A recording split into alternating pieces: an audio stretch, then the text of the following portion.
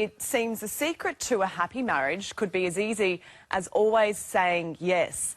Candace Bure, shot to fame as DJ Tanner in Full House. She's now a 37-year-old mother of 3. In her new book, Balancing It All, explains she is a proud, submissive wife who gladly leaves her family's big decisions up to her husband.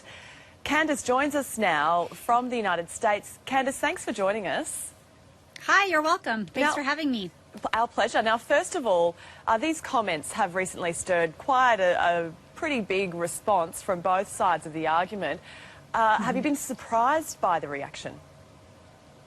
I have. I've been very surprised because my book is about balancing it all. It's my story of growing up and working in entertainment since I've been 5 years old, and then the journey that my life has taken along the way, and of course acting on Full House and moving on to being married and having children, and now that being back in entertainment, producing movies, starring in movies, writing books. It's how I've managed to balance it all. So there's just a little chapter in there that does talk about my marriage, and this word submissive seemed to just put the book on the map.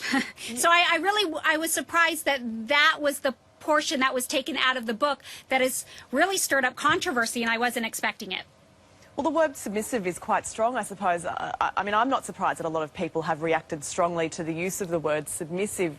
There's obviously a very strong feminist movement out there who have been surprised by that. But you sort of explain that's not exactly what you mean. How do you define a submissive wife?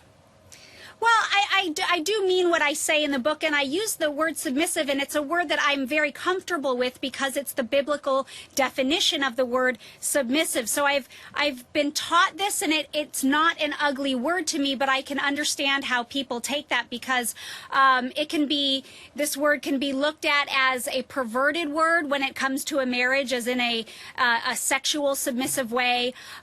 People can look at it as being overly dominant or dictatorship or even oppressive, but the biblical definition of submissive is neither of those. It is meekness. It says obeying meekly. Meekness is not weakness.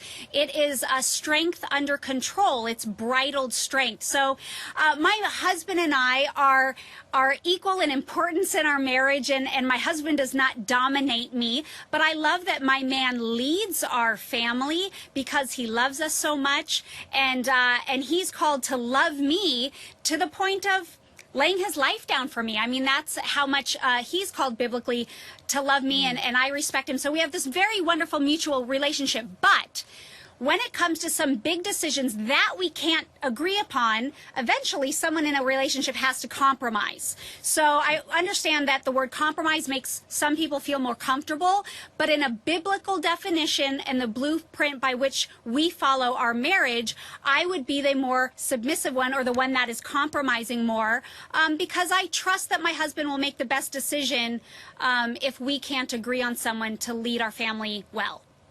So at which point in the relationship then are you willing to put up a fight and perhaps put your foot down and say no to your husband?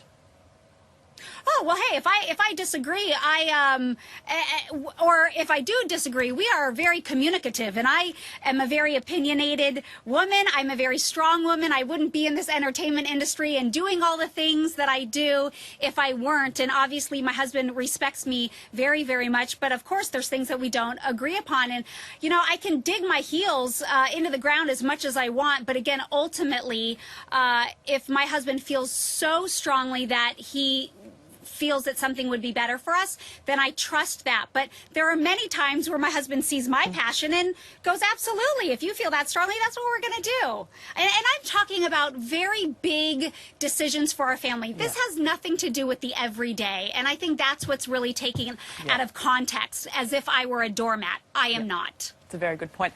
Now, finally, many Full House tragics sitting in this studio this morning. Can you tell us, lastly, is there going to be a reunion? Wouldn't it be great if there were one? It would be great. Let's have our fingers crossed, and maybe we'll get one soon. Yeah, we all want to see a comeback from Uncle Jesse, that's for sure. All right. Candace, we really appreciate your time. You've had a lot of people talking today, and we appreciate that you could give your time to us this morning. Thank you so much. Thank you. That's not very traditional, and You know, I think that a man should really pay for the first date. Fuck that. We're splitting the bill.